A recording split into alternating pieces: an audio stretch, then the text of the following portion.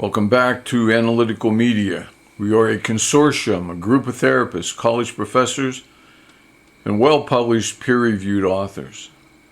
We will answer your questions pertinent to psychology, pertinent to mental health, pertinent to relationships, all the things that you might see a therapist for, a counselor, or take a college class in psychology. We will not answer how-to questions, only things pertinent to mental health, pertinent to your happiness, to meaningful existence. Now, today's question is, how important is parenting to my adult mental health? And the short answer is, it's critically important. How you are raised is critically important. What you've learned about life, about morality, about communication, about the importance of various factors, that's all determined in childhood. How often have you seen children, and I'm speaking specifically to the human being out there listening to this. Okay, human being, how often have you seen children who act exactly like their parents? You know, I'm talking about 3 years old, 4 years old, 5 years old, 7 years old, 10 years old. Children that talk like the parents, use the same phrases. Every child is different, it's true. They're born different. They are different. They think differently, even if they're identical twins. But they interact with the parents, and the parents teach them all the important things in life. The job of the parent is to make that child feel safe and loved, and at the same time, to make the child be responsible, possess good morality. It is very bad to neglect a child. It is also very bad to overindulge a child or to spoil a child. If the child has everything handed to it, it will expect that life will be like that. I actually had a student once come up to me after a test. She'd just gotten her test back. She waited until everyone else had left, probably 35, 40 people. She sat in the back of the room. She came up, she brought her paper up, and she sort of flung it at me. I grabbed it. I stopped it from moving. And she said, "This is not acceptable," which kind of should have been my line. She did very poorly, by the way, on the test. And she said, "This is not good enough. I need better grades." And I said, "Did you find something to be wrong with the test?" And she said, "Yes, obviously, because I should have gotten an A. I get A's in everything." And I said, I showed her the spectrum of scores from the test to show her that almost everyone in that room had done better than she'd done. She took exactly the same test, and I told her that. So you had the same teacher, you had the same assignments, and you had the same test. You should look at yourself to see what you did wrong. Now, I did that in a nice way. I was truly encouraging her, telling her the right thing to do. If she didn't do well, it wasn't my fault. Almost everyone else in that room had done well. Some people had perfect papers. They all had the same assignments, and they all had the same teacher.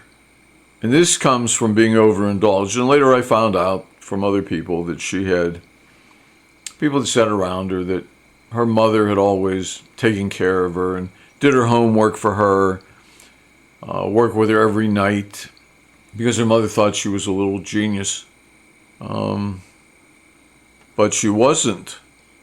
And she did fail the course. It was completely objective, nothing subjective about it. These were three completely objective tests, with the final also being an objective test. Nothing subjective, no essays, no interpretation. As a matter of fact, they were multiple choice answers. or true and false answers. Now, it's bad for her to think that she is smarter than she is. And she doesn't get along well with people either, that attitude.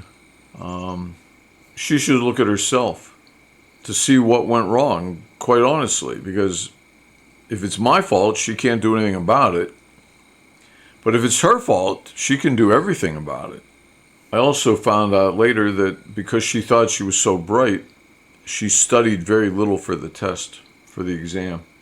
She wasn't the brightest person in the room. And just like, let's look at you now as an adult. You maybe didn't do well in school earlier, in grade school and high school. You didn't do well. You never thought you were that smart. But that didn't mean that you weren't that smart. You need some objective measure. Maybe you were very bright but didn't know how to study. Maybe you were very bright but didn't have time to study. It could be, though you think you're not very bright, you could be extremely bright. And when some objective person tells you you are extremely bright, perhaps your college professor, perhaps some well-educated party, you should believe them. I don't think they would lie to you. They might not know for sure, but chances are you're brighter than you think you are. And if you think you're really bright, one of the brightest people in the world, super bright, you're very likely not. Could be. It could be. But probably you have been spoiled somehow or have some delusional factor going on in your interpretation of life. So, how you're raised does all those things and 1,000 more. It's also important when you raise a child to remember this principle. Your job is to create an adult and to get that adult ready to go out and prosper in life. Now, that adult likely isn't going to be until, say, 22, 24. I would not consider an 18-year-old an adult. That's why college is always a good thing. More time to mature. And the idea of prospering in life doesn't mean to make a lot of money, but it really means to produce a lot of happiness, to have a lot of meaning in life, to do what you kind of know you were meant to do, the things that bring you happiness and pleasure, but more than a simplified happiness, a deep, heartfelt happiness, like this is the right thing to do. Generally, as the child gets older, gets to be 15, 16, 17, 18, the child now becomes independent and begins to criticize the parent. And they become an objective source, the child, and they will criticize the parent. And you must let go when they become adults. So you begin to let go at 17, 18, and you should pretty well be disconnected by 22, 24, meaning that you cannot continue to be Joe's mother or Joe's father. You can be Joe's friend, someone that Joe cares very much about, loves very much. But what I'm saying is, Joe had a mother when he was 12, and he needed one then, and he had a father, but he doesn't need one forever. So at what point do you stop being the mother or the father and allow him to make his own decisions? This is not to say that you should not try to guide him, advise him, as a good friend would. You should, but you should not ever say, you should do this because I am your mother. You're going to do this because I am your father. And again, the worst thing you could do is try to remove your love from him, which goes back to childhood, earlier childhood. One of the worst things you could ever say to your child, you get mad at your child does something bad perhaps, and you say, Oh, mommy doesn't love you anymore. Mommy's mad at you. Mommy doesn't love you. Should never do that. Mommy might be sad. Mommy might be disappointed. But mommy always has to love that child. That child needs to be loved and feel loved. Needs it very much. Children who aren't loved or don't perceive much love oftentimes will have serious psychological problems through adulthood till their death. Hopefully they'll get some help and overcome it, but it could be forever. Because it's very common, and we can talk about this with psychological theory later on, but it's very common in development for people to go through a stage to know that they're good enough to be loved. And if they don't think that they're good enough to be loved, then that inferiority type complex will follow them through life. And even if they are loved, they may still think they're not good enough to be loved. They just think they fooled people. Well, I fooled him, okay, he loves me, but if he really knew me, he wouldn't love me. No one would love me. I'm not that good. So that's to answer the question, how important is parenting to my adult mental health? It couldn't be more important. If you have any additional questions on this topic or would like to hear more about it, email us those questions or write the questions in the comments, and we will answer those questions. No, we're not going to talk about what type of Bermuda grass to put in your backyard. No, we're not going to talk about a leaky pipe. Anything pertinent to mental health, anything pertinent to mainstream psychology, this is your channel.